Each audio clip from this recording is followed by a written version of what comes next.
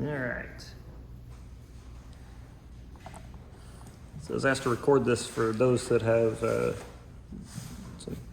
may have some difficulty hearing or making sense of it. All right, so we're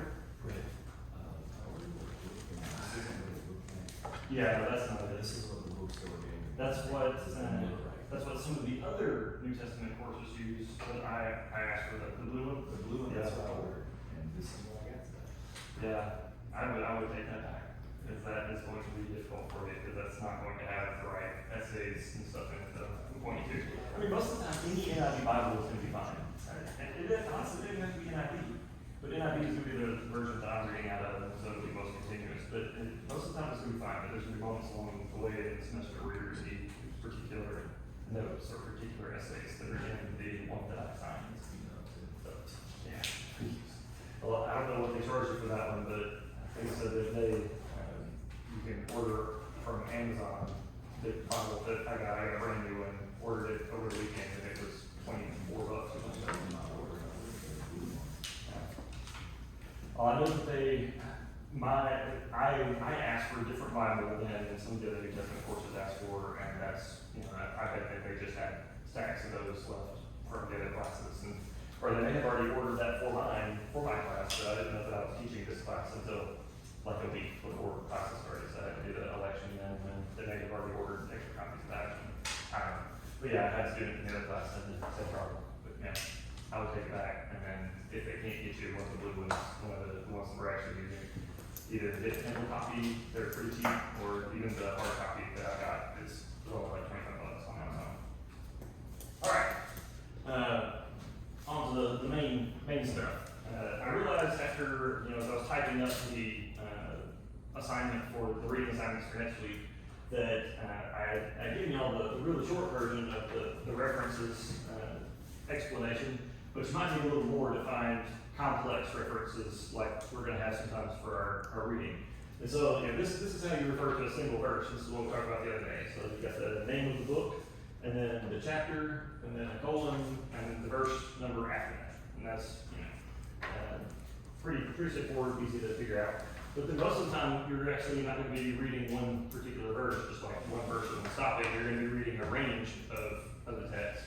And for that, you need something a little more complicated. So for example, if we have multiple verses in the same chapter, it'll have the name of the book, the chapter, and then a colon, and then the first verse that you're going to read, a hyphen, and the last verse that you're going to read. And so you're going to read verses 1 through 18 of chapter 3 from John, if this is your reference, which is not the reference that any of you have for class next week. We're not doing John's gospel until after we get done going through the synoptics. But so this, if you see this, your assignment is to read John chapter 3, verses 1 through 18. Now, sometimes though we need longer references, and that's going to mean going out of one chapter and into another. And so the way that we write that is you have the book name again, and then the starting chapter number, a colon, and the starting verse, then the hyphen, and another chapter number, and a colon, and the ending verse. And so the difference that you'll see between these is primarily this: after the hyphen, there's a colon. If there's a colon after the hyphen, you're going into a new chapter. If there's no colon after the hyphen, then you're staying in the same chapter, and it's just verse to verse. And then sometimes, again, we don't have any of these on Tuesdays for next week, but we do have some on Thursday for next week.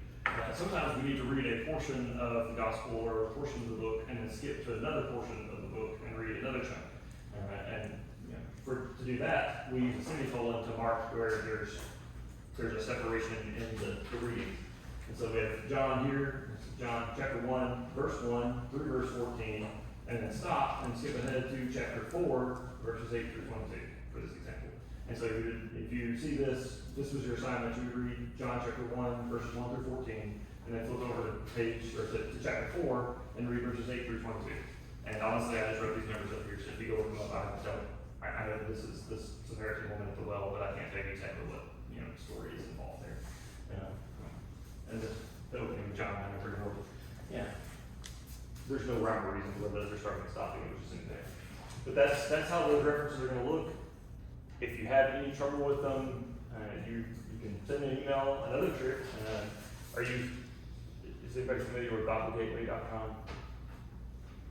If you take the references that I'm giving you and if you just copy the whole line from the assignment on Google Classroom and you just paste the whole line into Bible Gateway's search engine. If you go to Bible Gateway, not just search for it on Google, but if you go to Bible Gateway and plug it into the search engine, it will spit out just exactly those verses and nothing else.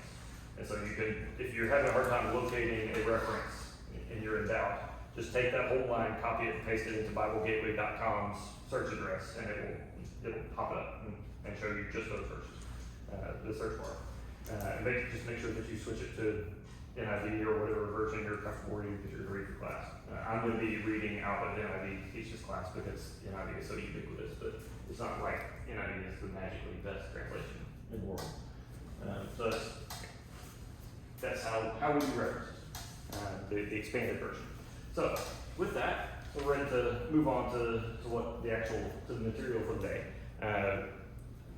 This is part of one of those moments where I really wish that we had Old Testament before we had New Testament, because I got to kind of give you a really high level flyby of the Old Testament to get you to where we need to be to get into the Intertestamental period, which sets the stage for the New Testament.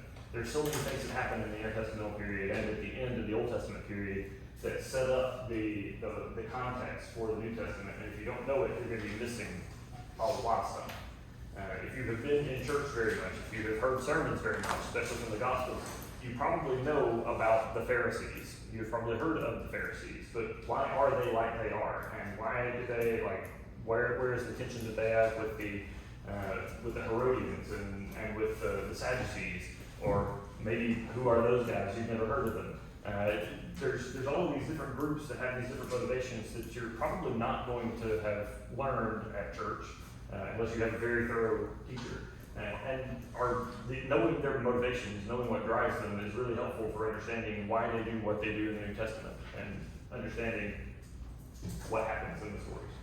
And so all this stuff, there's all this background stuff that gets set up in this intertestamental period and very end of the Old Testament period. To get you there, there's also a lot of references to stuff earlier in the Old Testament. So to get you there, to give you the 5-minute version of the Old Testament. Are you ready for the 5-minute version of the Old Testament? It's really, really, really insufficient, but here we go. So Genesis starts with creation. There's stuff that happens in there, but we're going to start primarily with Abraham, because Abraham is the father of the Jewish nation, the forefather, the patriarch, as he's referred to frequently. And so Abraham is called by God to leave his family, to leave everything that he knows, and goes and follow God to a place that he has not seen, and that God doesn't even tell him where he's going. But Abraham does, and he leaves and he goes and he follows God, and he is relatively faithful, but you will find when you get to Old Testament that there are no heroes in the Old Testament that are actually faithful for a period of time. That they're all very flawed people. They're all very imperfect. And Abraham is amongst them.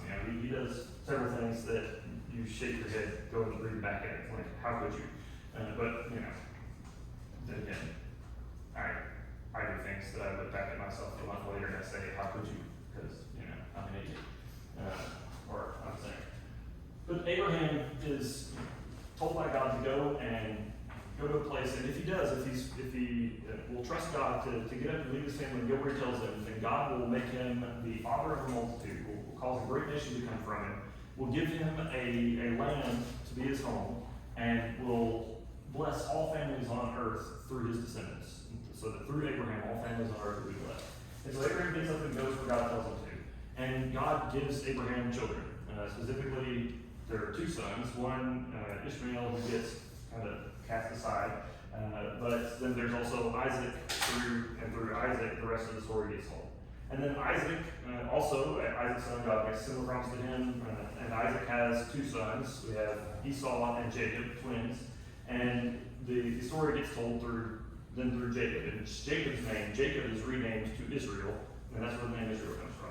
And so Jacob, he has multiple children, and his children become the 12 tribes of Israel. And then it's through one of his sons, Joseph, that the family of Israel, the family of Jacob, ends up being transplanted into Egypt in order to avoid the consequences of a bad famine that God predicted through Joseph.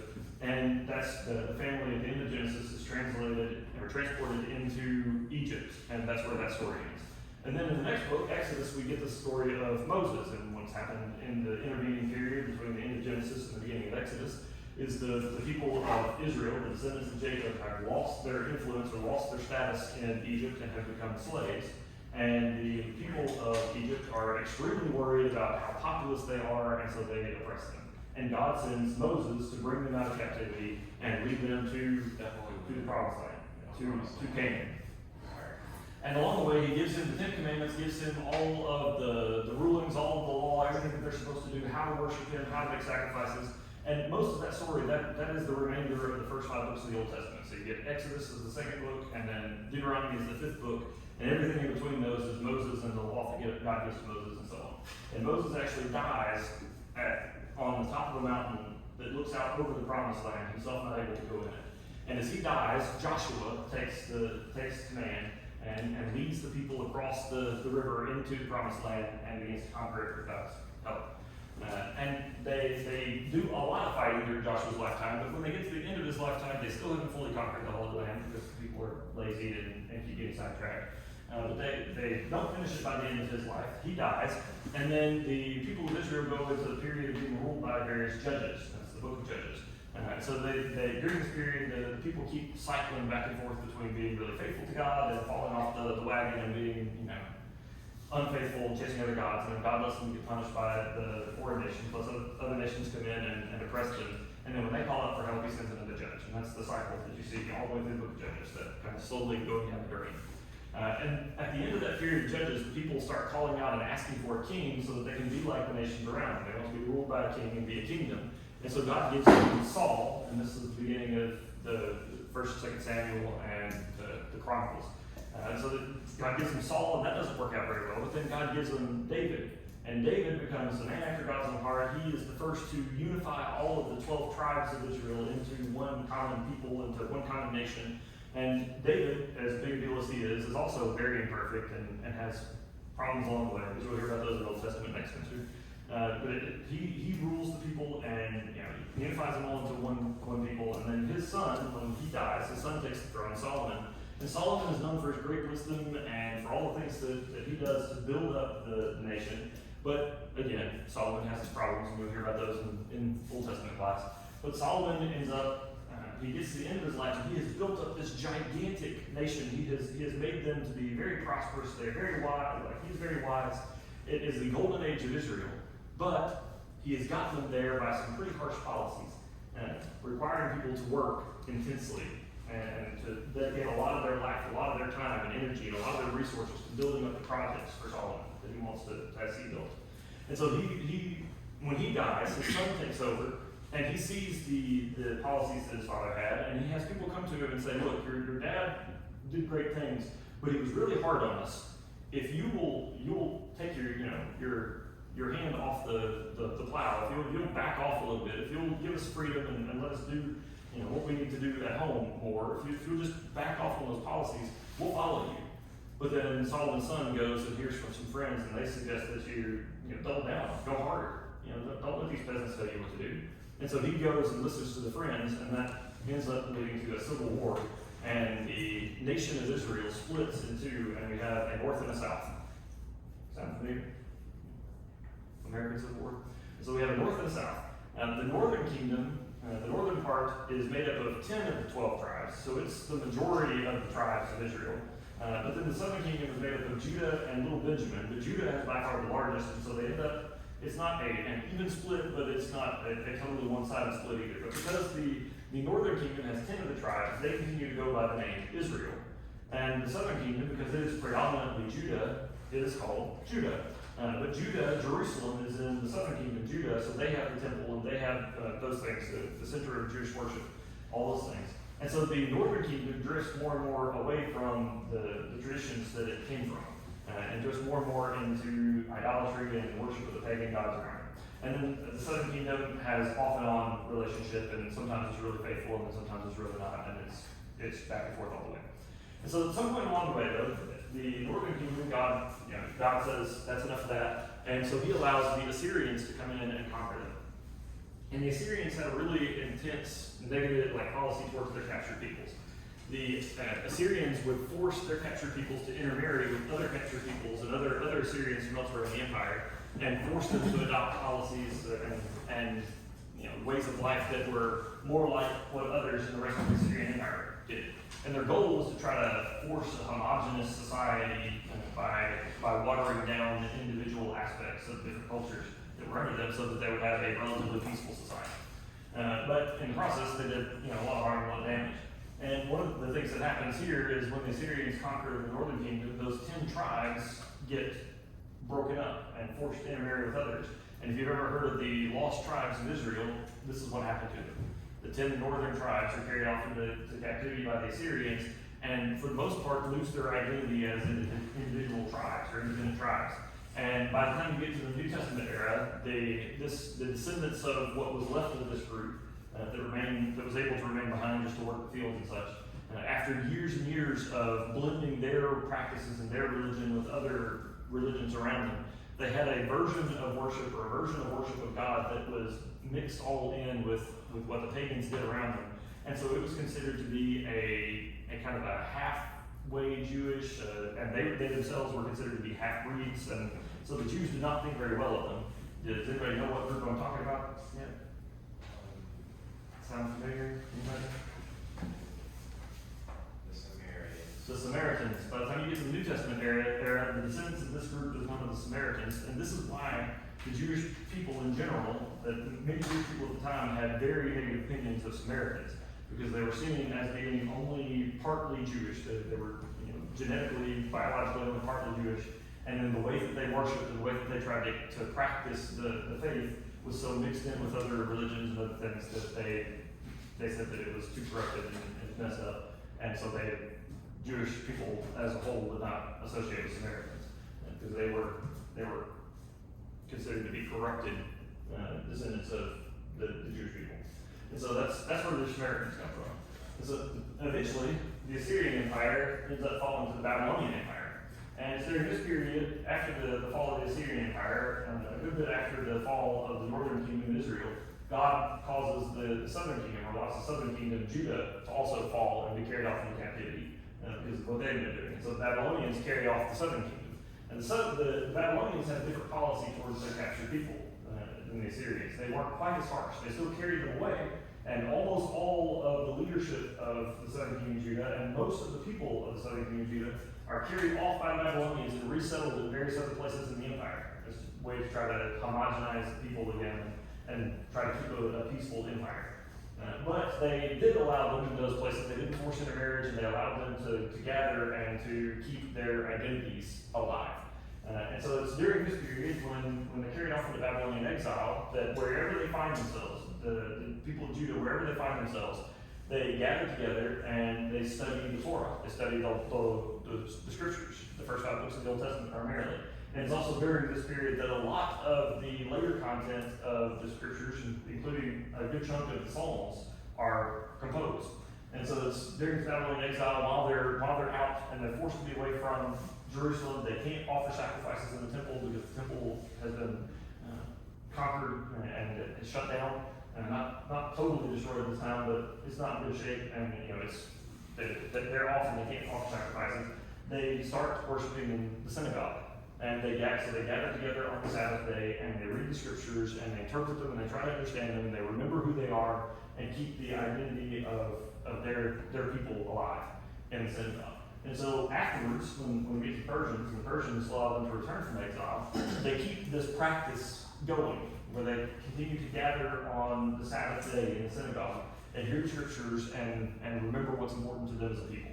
And this practice continues all the way through the time of Jesus, all the way through the New Testament era, and you still have synagogues now. That is still primarily the way that the Jewish people gather in order to worship. And so the synagogue system starts during the Babylonian exile. It's also when the terms like Jews and Judaism come in, because in the Babylonian exile, in the Babylonian Empire, they tended to be referred to by the region that they were taken from, which was Judea.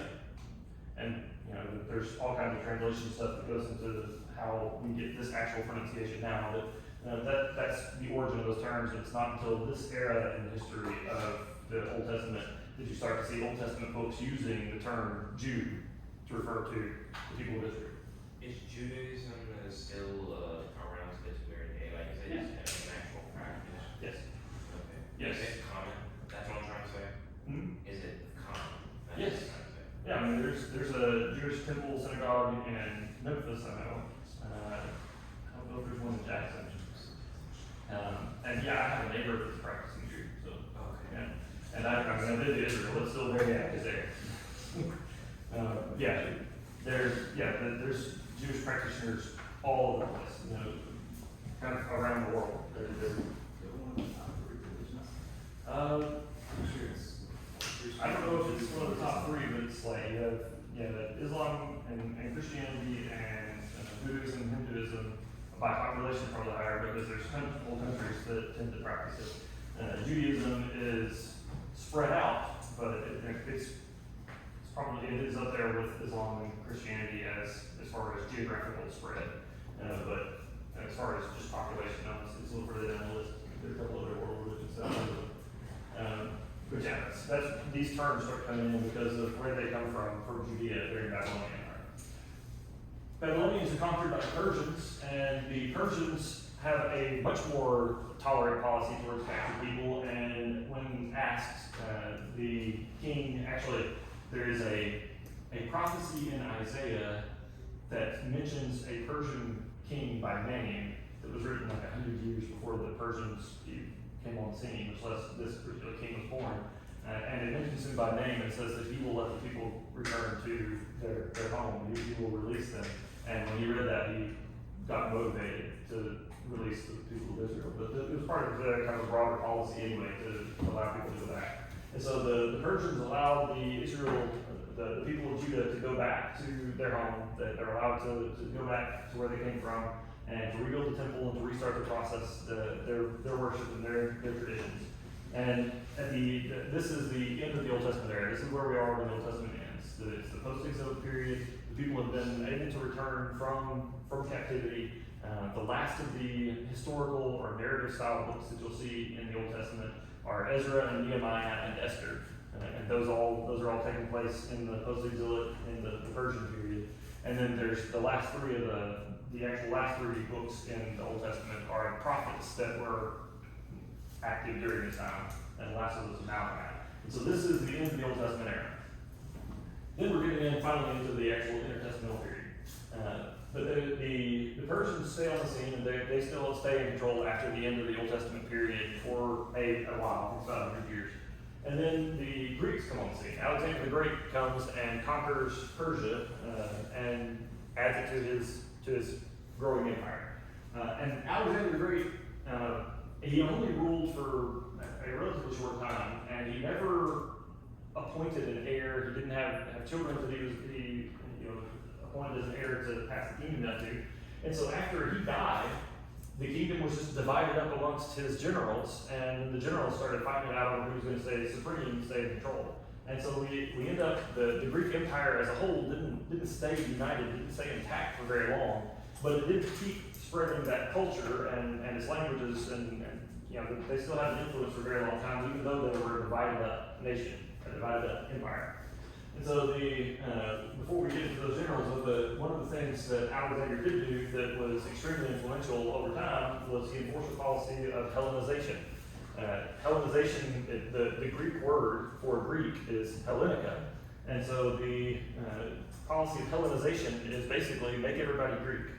And so everybody speaks Greek, everybody follows Greek customs, they worship the Greek gods, do all those things. It's like you want to become Greek. You are being Hellenized, and so the goal is to become Greek. And Alexander enforced this policy of Hellenization, and there's all kinds of problems that came out of that, all kinds of conflicts that arose out of it. But one of the really good things that came out of it is that practically the entire world, and all the known world, all of this region speaks Greek.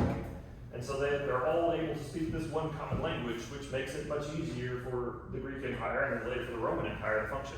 In fact, when we get down to the Romans during the first century, the Roman Empire, despite the fact that Rome, the city, this region, that its native language is Latin, it actually maintains the Greek language in most of its territories and most of its empire and conducts business in Greek because more people speak Greek in the empire than speak Latin. And so they maintain Greek, and even though the Roman Empire is in charge in the New Testament era, they all speak Greek because Greek was so widespread by Alexander and his generals subsequently. So Alexander dies, the policy of Hellenization goes on ahead, but Alexander dies and several of his generals take over for the purpose of the Holy Land. The two that matter are Ptolemy and Seleucus.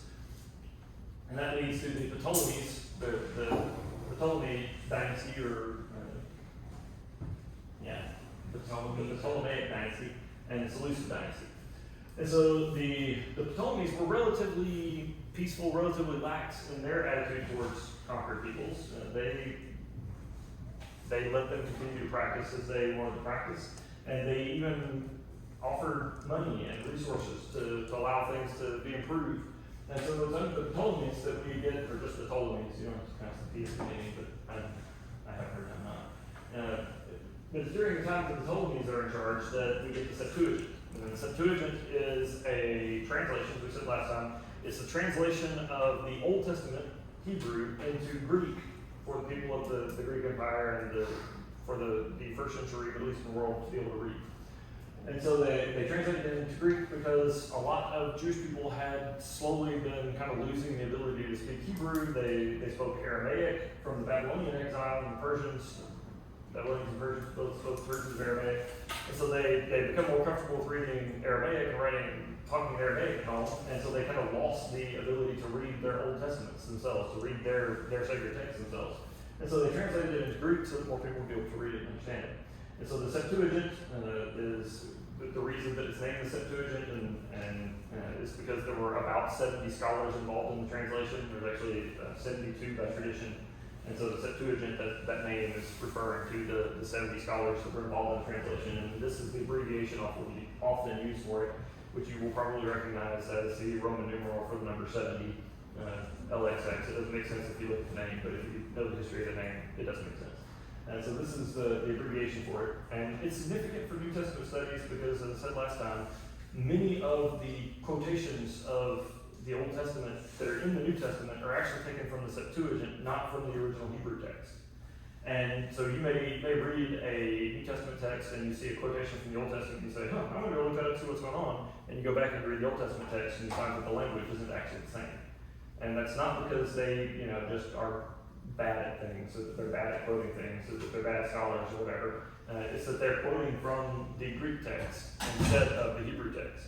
And there are times that somebody like Jesus, knowing the text very well, will actually intentionally use one or the other to dramatize something or to make something extra clear, to bring out an extra point.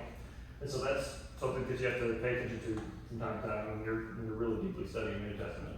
What is the origin of this quotation? Is it coming from the Septuagint, or is it coming from the Masoretic text, the Hebrew text? So that's the Ptolemies.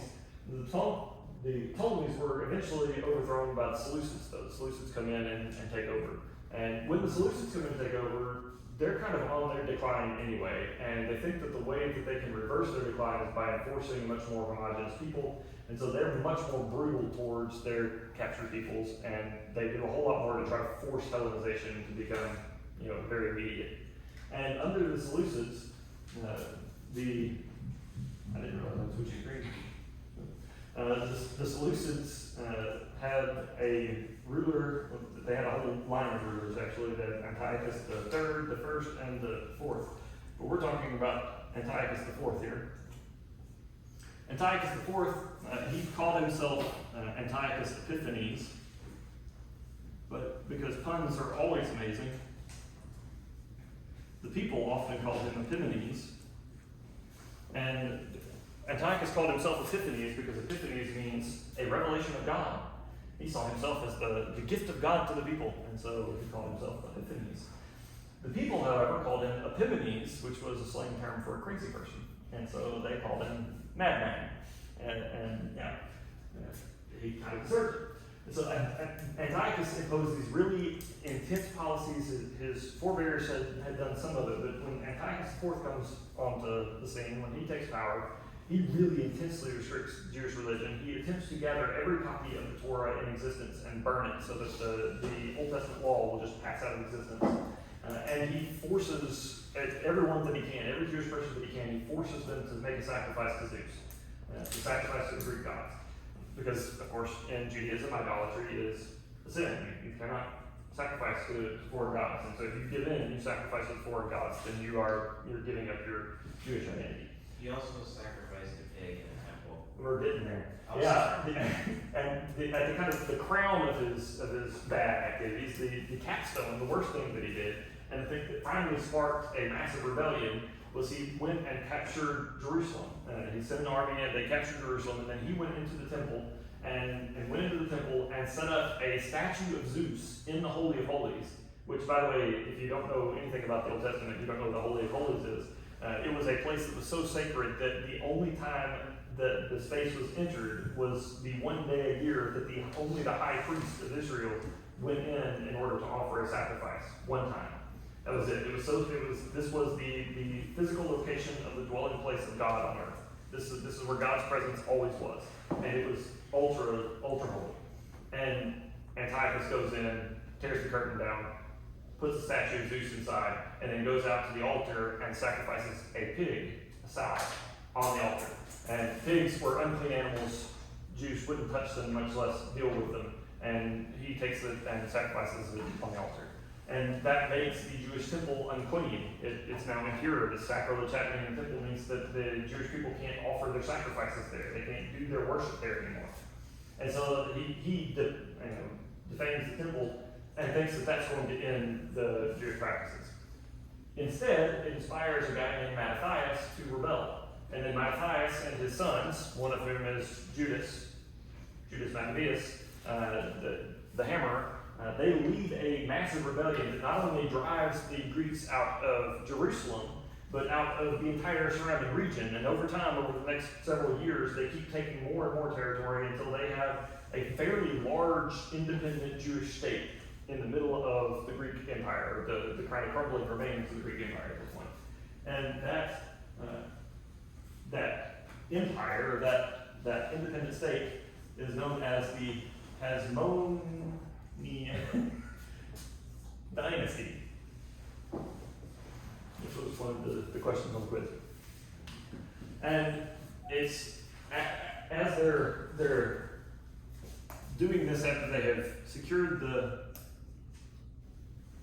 city of Jerusalem, and they have begun to clear out, they've gotten the Greeks out of the way, and they're able to try to start to clean up. One of the first things that they want to do is to repair the temple and to cleanse the temple so that they can begin their worship again. So they need to go through and re-sanctify the temple. But the way that the temple is to be sanctified, is to be purified, is to use a particular kind of oil. It's olive oil that has been treated with a certain blend of spices that's actually spelled out in Exodus. And they have to do it, and it has to be this oil that has already been consecrated, that's already been set aside for this purpose. The problem is that they have 1 day's worth of the oil. They can burn this oil in their lamps for 1 day, but the process takes 8 days. They need 8 days in order to be able to fully cleanse the temple, and they don't have enough oil to do it. They only have 1 day's worth, and they can't make new oil without a holy temple, without a holy place in order to consecrate the oil. And so they're kind of caught in this catch-22. But they start the process anyway. They start with their 1 day of oil, and then the next day it keeps burning, and the next day it keeps burning, and it keeps burning and keeps burning until the entire process is finished. And they see this as a miracle where God has provided the extra 7 days of oil that they needed. And this miraculous cleansing of the temple, the miraculous continuing of the burning of the oil, is celebrated annually as Hanukkah. If you've ever wondered what is the origin of Hanukkah, this is it. During the Maccabean revolt, when they went to cleanse the temple, 1 day's worth of oil lasted 8 days, and they saw this as a miracle that God allowed them not only to drive the conquerors out of their land, but to rededicate the temple in this miraculous way. And so Hanukkah becomes a celebration that is observed every year. Hanukkah is also called the Festival of Dedication or the Festival of Lights because of that. And you'll see Jesus perform, or Jesus go to Jerusalem for the Festival of Dedication at least once in the New Testament. Also, I don't know if y'all ever celebrated or partly celebrated Hanukkah? Like the celebration of Hanukkah is actually going to be really near and dear to most Southerners' hearts because of the oil thing. You know, that God made the oil last for 8 days. Like most of the foods associated with Hanukkah are fried. You fry it in oil, and so if you know, when Hanukkah comes around, you got anybody you know that's Jewish, you go hang out and get some latkes. They're pretty amazing. And in fact, if we're still in class and I have the free time, then I might make latkes and bring them for everybody. But that's a big gift because making latkes for 50 people that's a lot of taters, but potato pancakes. And so that's Hanukkah, and this rebellion leads to the establishing of this Hasmonean dynasty, and the Hasmonean dynasty lasts for about 100 years. For about 100 years, the people of Judah are able to rule themselves independent of a foreign power. But the problem is that even here, even though they have just won this battle and they've driven out and they've been able to reconsecrate the temple, the Hasmonean line, the particular family that is leading, has been very heavily influenced by Hellenization. And they are kind of on the fence about whether to kind of stick with a lot of the very conservative Jewish practices or to lean in towards more Hellenization. And it doesn't take long into the Hasmonean dynasty, just a generation or so into the Hasmonean dynasty, that the freedom fighters and the more conservative Maccabean followers and those that were with them, they've fallen out of favor, and the Hasmoneans are very heavily favoring the Hellenizers, the ones that want to kind of deny or to put off a lot of the Jewish-specific practices in order to fit in better with Greece, to fit in better with the Hellenizers, the ones that want to be like the surrounding culture. And it's during this time when the Hasmonean dynasty ends up with a lot of internal conflict with a lot of groups that we'll come back to and talk about, a lot of groups in kind of infighting, and it makes them so unstable, they're so weak that when Rome comes on the scene, it's not much of a fight, really. Rome just gets to take over and enforce Roman rule on the Jewish people. And they go through, Rome installs a couple of governors, and the Jewish people do not handle it well, they don't accept them well, and it's incredibly taxing. I mean, the governors don't like it much. Until we get Herod the Great. And Herod the Great is not somebody that you would have expected to become a ruler of the Jewish people. It's like, he is, his family line, his ancestry, he is Edomite, which means he's descended from Esau, the brother of Jacob way back when.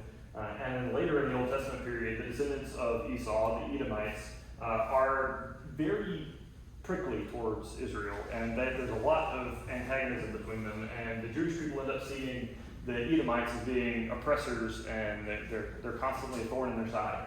And so it's weird that Herod ends up coming along and being appointed as the governor and being accepted, but he kind of pulls a political coup by marrying one of the last remaining daughters of the Hasmonean line. And so he marries one of the Hasmonean daughters, and by marriage he has this kind of link to the Jewish royalty, and so he is accepted. And he does some good things along the way. One of the things, for example, is he renovates the temple, so that in the first century era, the rest of the New Testament era, when we talk about anything happening at the temple, it is in the temple renovated by Herod, and in fact it is often called Herod's temple because it has been renovated by Herod. So he does that, but he was also kind of nuts and extremely paranoid.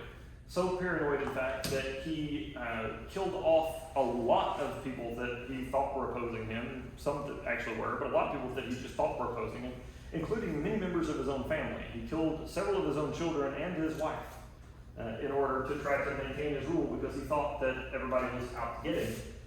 So he was extremely paranoid, and then there's some apocryphal stories about him, like the stories that we can't prove actually happened, but are just kind of told about him. One of them is that he killed his wife, or had his wife killed as part of one of his paranoid fits, that he really thought that she was out to get him, and the historical evidence is that she really might have been, we don't know. She might have been coordinating with one of her sons to actually knock him off and take over, but he kills her off in his paranoia, but then he regrets that and misses her, and so he has her body preserved in honey, and occasionally just brings it out and sleeps with it. What? Yeah, that is an entirely appropriate response. Ugh. Leaves it What? with honey. Uh-huh. And you know that's gotta, A dead horse. you know that's gotta make the sheet sticky, right? That's really not the most messed up part of that whole situation. And then another story that's told about him is that as he was dying, he knew that a lot of the stuff he had done had made him a lot of enemies, and the Jewish people in particular were not happy with him at this point, despite the renovation of the temple.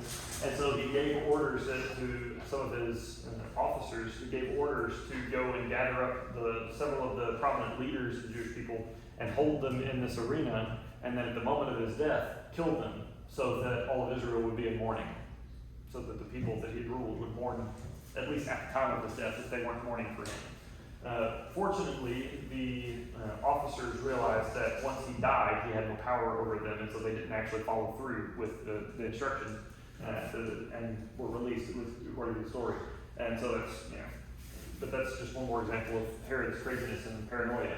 And so when you find in the New Testament, you find in the Gospel of Matthew, as we will next week, you find that he has ordered that all of the Jewish boys under the age of 3 in this area be killed because he had been told that a king would arise from his line.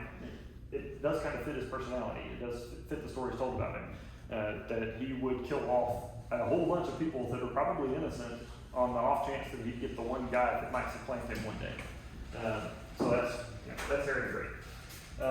And then, so this is all under Roman rule. So Herod is the one that is in control. He's the one that is in charge when we get to the beginning of the New Testament era.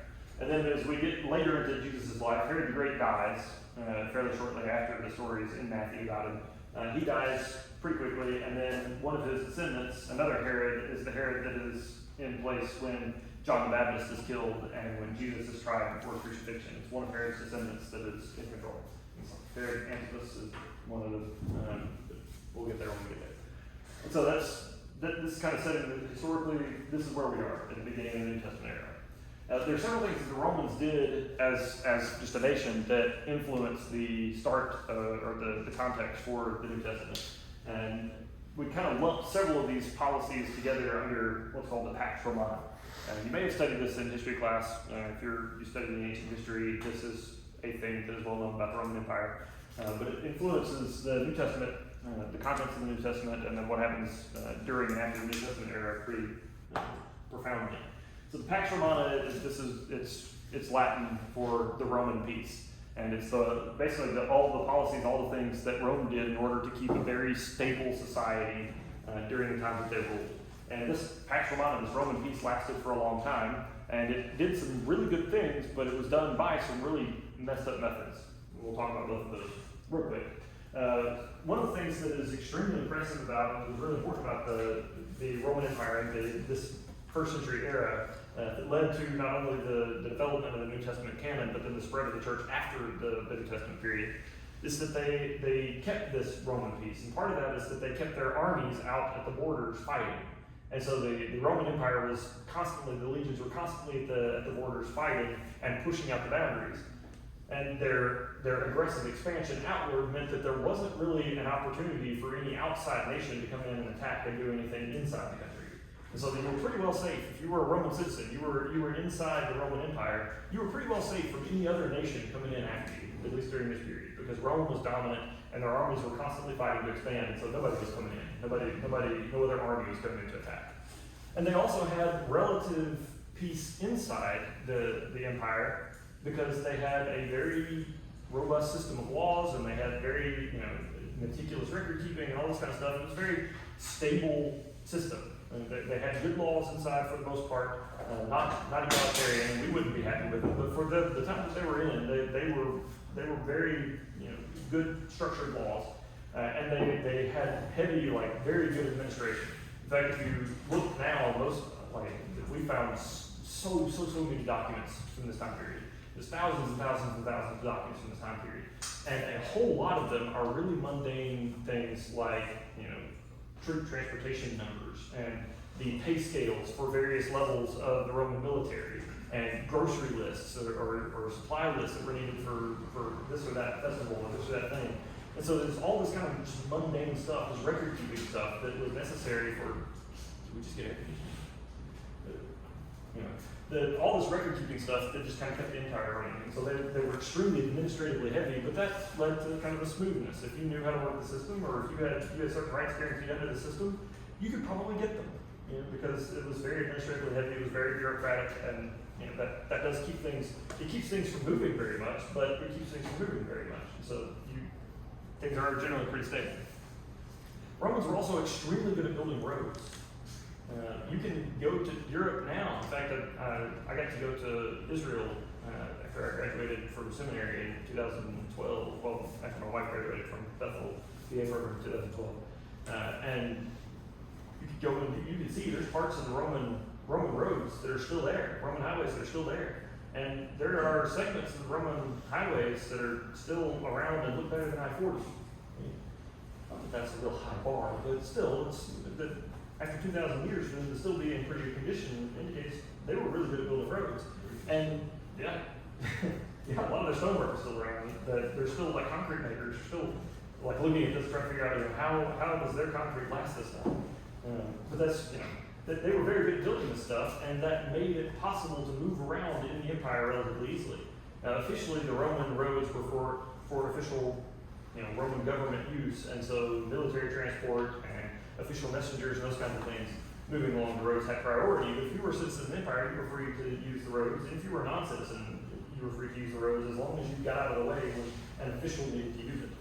And there were also rules that you run into in the New Testament about, when Jesus says if they compel you to carry their supplies for a mile, carry the two instead. And so because under Roman law, a Roman soldier could compel a person to carry a non-soldier non-military person to carry their packs for a mile to lighten them. And it was a thing they did just to kind of get on everybody's nerves and to show them that who was boss and whatnot. So the Roman roads made a huge difference, and that was part of this Pax Romana, because people could move from one part of the empire to the other relatively easily. And that's part of how Christianity spread so quickly once the followers of Jesus were forced out of Jerusalem in Acts. But we'll get there later. And then also still this Hellenization. The Roman Empire is using the Greek language because so many people speak it. It's so ubiquitous. And so that's all the good things that come from Pax Romana, but the bad things are a lot of how they enforced it. It was peace at the point of the sword. If you did not fall in line, if you didn't do what you were told to do, if you didn't, follow along with the Roman system, then you were squashed hard. And there are crucifixion is an example of that. And at times there were a lot of crucifixions done all at once. Pilate, who is the governor at the time of Jesus' trials, was known for. He had in the past before Jesus' trials. He was known for occasionally, if there had been an uprising, he would just line the streets on the way into Jerusalem with crosses and crucify all of these rebels to make sure that everybody coming in for the festival would know this is what happens when you mess with Rome. And so this Roman peace was kept at the point of a sword held by somebody that was very willing to use it. And so it was a very violent way to keep the peace. So, but all those things, all those elements of Pax Romana have set up the New Testament era. And so you have this relative peace, but you also have people that aren't happy to be there, that are being held at threat of violence under this kingdom, and so they're not happy to be here. They're not happy to be under this control.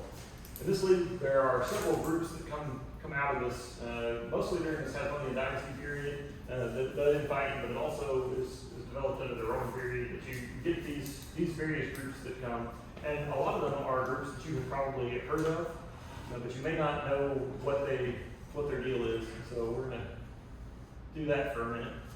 So we had the Pharisees. You probably heard of the Pharisees. The Pharisees were a group that was extremely keyed into the law. They were all about obedience to the law. And they were known for doing things like creating systems or adding systems of extra regulations to the Old Testament text in order to make sure that nobody accidentally broke the law. And so they would do things like one of the Old Testament commands, one of the 10 Commandments is remember the Sabbath day and keep it holy. Do all of your work on the other 6 days of the week, and on the Sabbath day, rest, for it is holy to the Lord your God.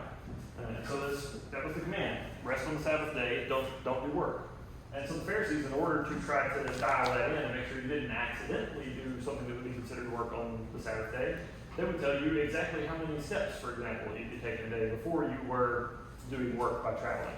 Or they would tell you, exactly what you could do as far as food preparation on the Sabbath day, so that you didn't accidentally do something that was considered work by cooking on the Sabbath day.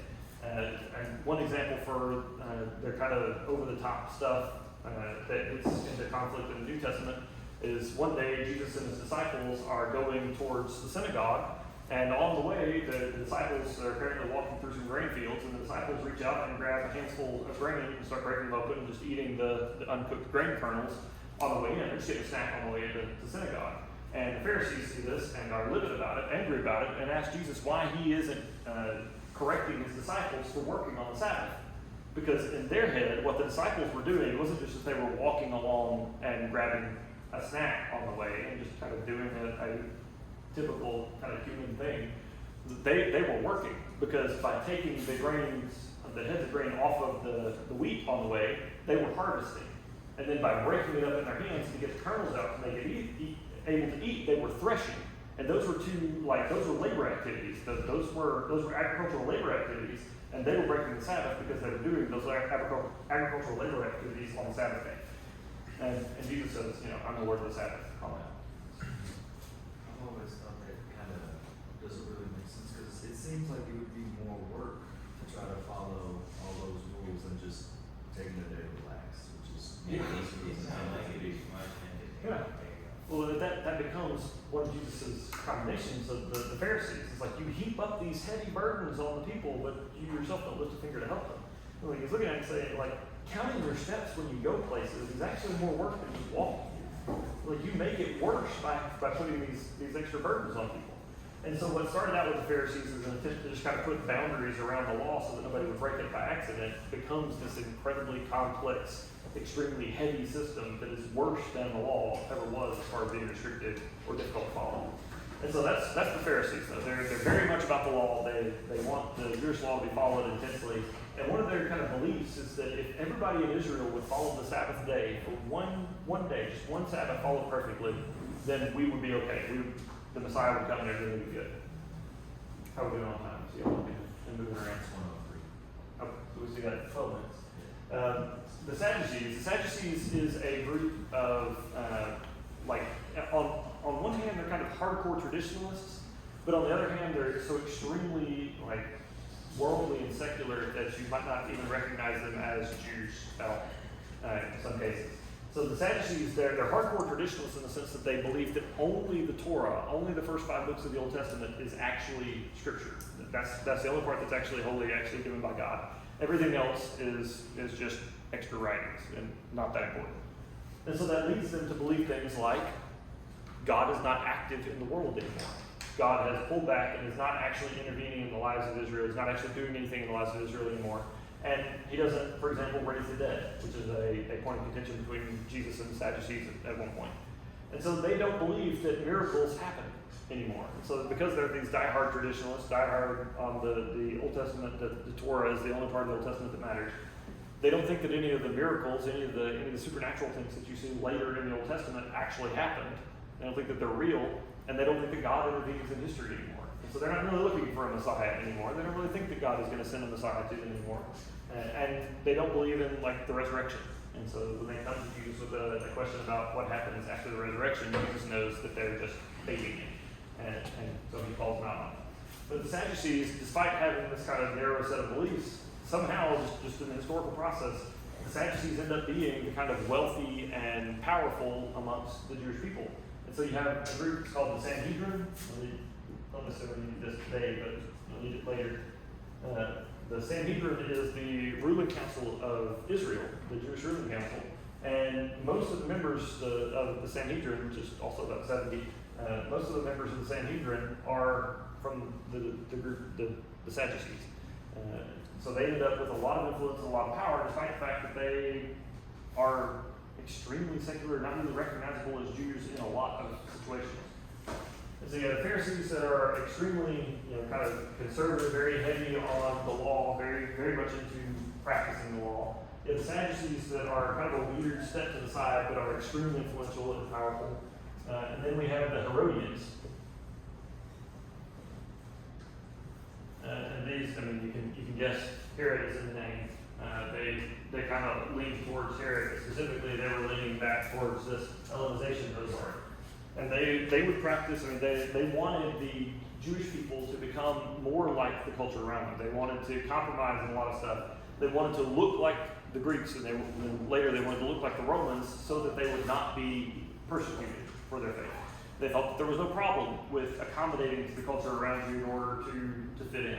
And it went to the extreme degree that, for a lot of Jewish men in this Herodian camp, y'all know what circumcision is, right?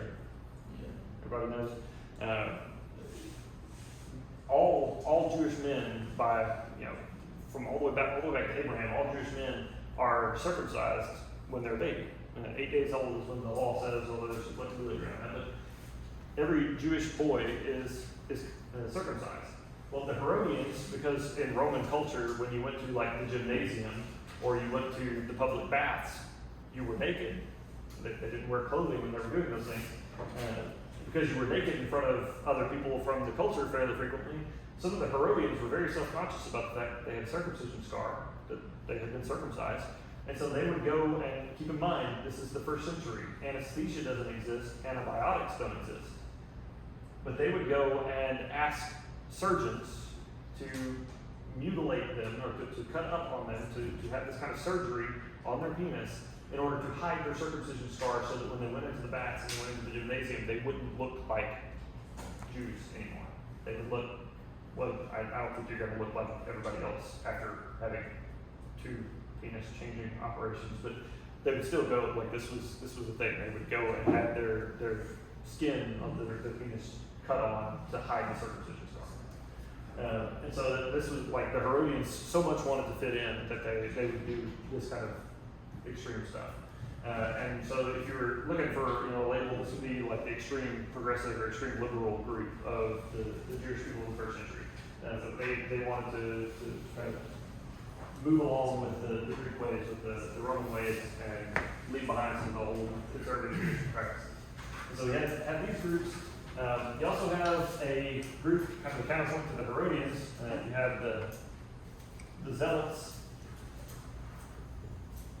And the Zealots were like Jewish freedom fighters. They always ran the line, they kind of walked the line between being freedom fighters and being terrorists.